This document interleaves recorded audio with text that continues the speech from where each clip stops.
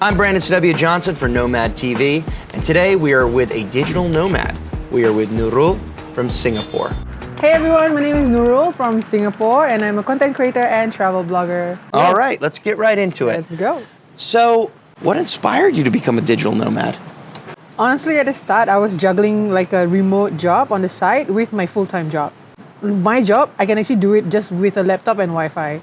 So the flexibility and the accessibility of working remotely just, I was addicted to it. And after COVID, after the pandemic, I just wanted to continue doing it, even though we're not like stuck at home anymore. Just kind of opened up the horizons for you. So I would say the flexibility and the accessibility. And you're originally from Singapore. So I was raised in Singapore essentially, but I studied in Australia, in Perth. Oh, wow. Yeah, so I really like traveling. So like being a digital nomad, it's like, I feel like it's what I meant to do, like now that I'm here. But I did start off like with a traditional 9-to-5 office job, In Singapore, is it quite common to travel and work remotely, or are you kind of like an outlier? I don't have the stats, but there are other people who are doing digital nomad life. Yeah, there are definitely. And there are a few, especially like software engineers, those who work in tech. Maybe not full remote, but a lot of the companies in tech there are doing like a hybrid work format. Yeah. Okay. So maybe like my previous company, like we come to the office 3 days a week, and then for 2 days in a week, we can work from anywhere. You decide to make the move way far away to Australia to study in Perth.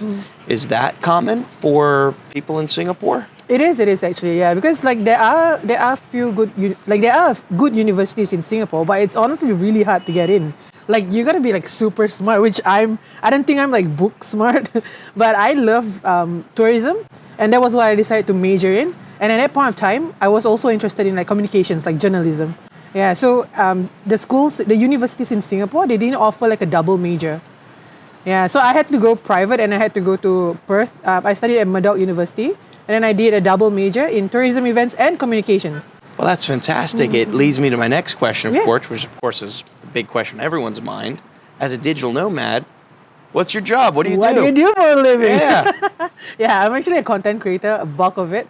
So I do content writing and I do content creation for different brands. So I have a few clients like Klook, AirAsia, to just to name a few.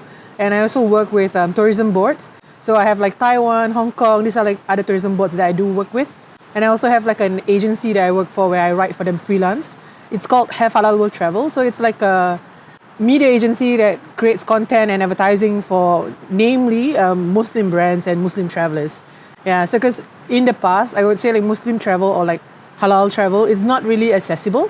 And a lot of people don't know where to get this information because a lot of the information online are very generic or like very like specific to like everyone else, but not like Muslims.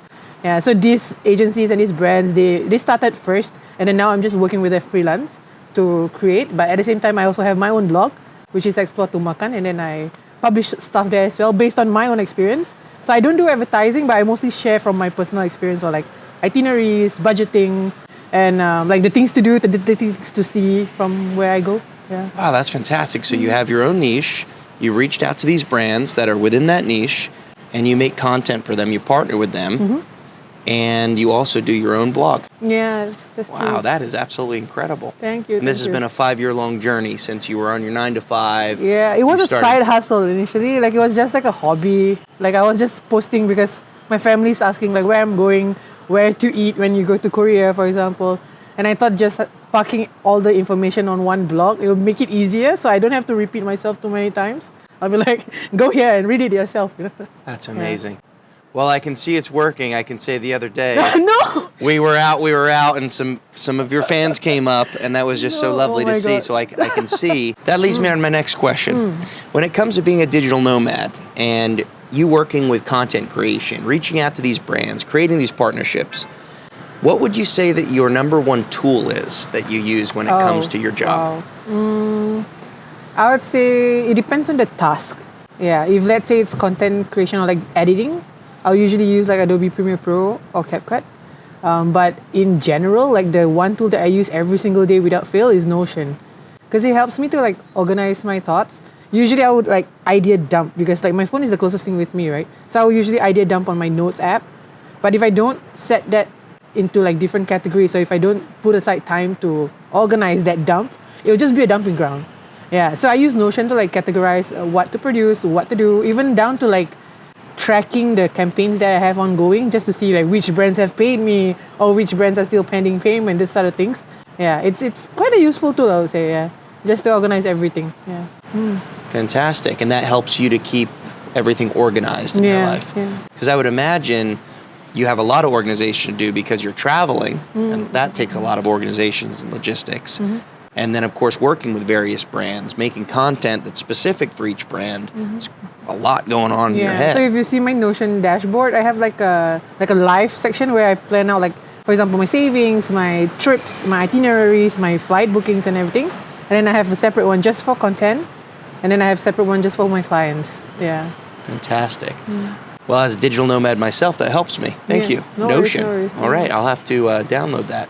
And that actually inspires another question. You talked briefly about organizing your finances. Probably one of the most interesting questions I think people would have to ask a digital nomad would be, how do you manage your finances? I think most people think that traveling is so expensive and that you have to be rich to travel full time and live in these different countries, pick yourself up and move somewhere new. How do you manage your finances monthly? Honestly, I'm actually saving money by being away from home compared to me staying in Singapore. Really? Yeah. Like Singapore is this tiny country, but it's really expensive to live there because the cost of living is pretty high.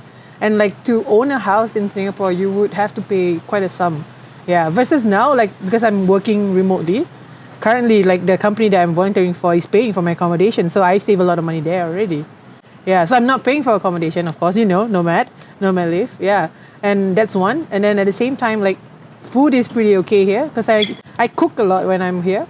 And like for example, like a meal, would only cost me like $3 for me to cook like a simple kimchi fried rice, which is something that I cook almost every day. Yeah. Wow. And it's like, it's really cost efficient. I mean, the food back home is still quite affordable, I would say, but like cost of living in terms of like housing or transportation, it would cost higher.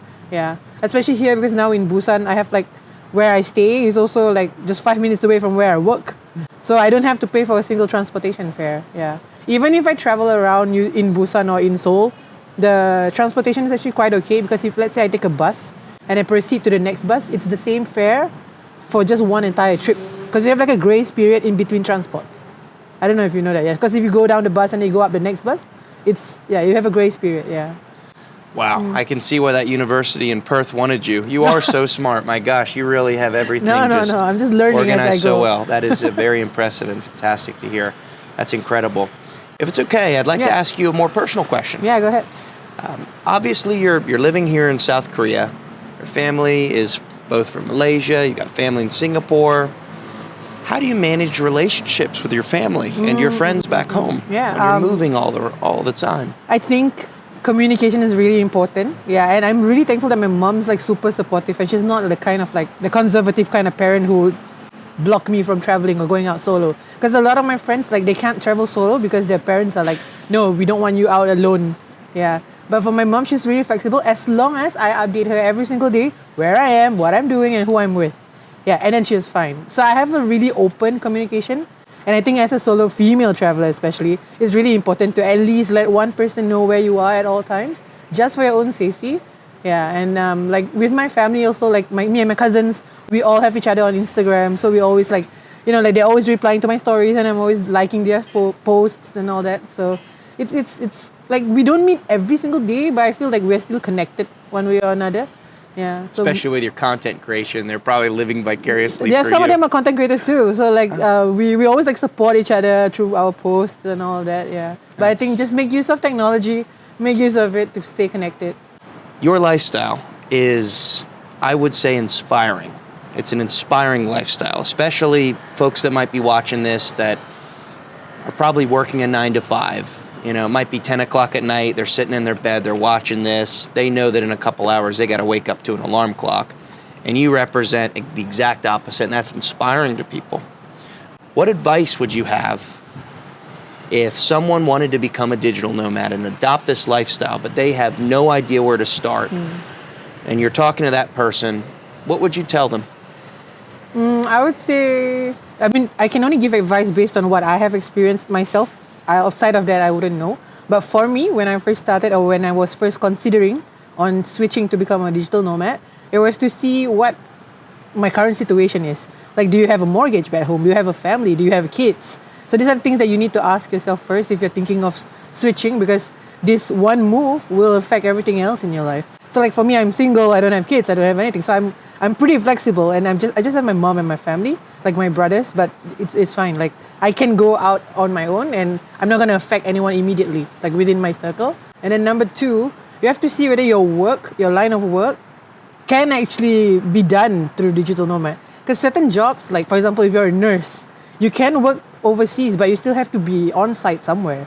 Digital nomad life might not work for that type of work. Yeah, I guess that's what I would consider. Yeah, and then maybe like for me, I tried it out first for a few years. Like during COVID, I tried it out first just to see if it's sustainable or not.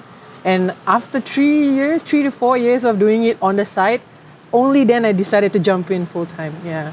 So maybe just take it slow. Don't rush into things just because it looks cool. Like every job in the world has its pros and cons. So yeah, consider, lay it out, do your pros and cons table on Notion, organize your thoughts, and then see if it works for you. Yeah. That's excellent advice. Thank you. No worries. I'd like to ask you one final question, if that's okay. Cool. Go ahead. It's a question I feel like I should ask every traveler. Okay. What is your favorite country and why? Oh, wow. There's so many, I can't choose one. Okay, maybe I would say Australia, because that was the first country that I went to where I felt like I don't want to stay in Singapore anymore. And that was the country, like, because I studied there for a year, so I felt like that was the place where I could have a life outside of my comfort zone, I would say. Yeah, and then I would really love to explore like more parts of Australia. I've only been to like 5 cities, and I would love to explore the rest of it. Yeah. That's fantastic. Yeah, Australia definitely steals your heart, but like doesn't it? at the back of my head, I do have like Malaysia, also my favorite country, because it's where I'm from, and the food there is amazing. Yeah, so It truly is. Way too many. I can't choose one. No, don't make me choose. Well, that's fantastic. Well, I've learned from you. You've inspired me, and I know that you've inspired everyone watching. I want to thank you very much for Thank your you. time. I know you're a very Thank you. busy digital nomad, So are you. and I want to thank you for your time. Thank you for having me. Absolutely. It's been my pleasure. No worries. Make sure to like and subscribe if you are interested in becoming a digital nomad. You can learn from a plethora of digital nomads here in Busan, South Korea at Nomad Live.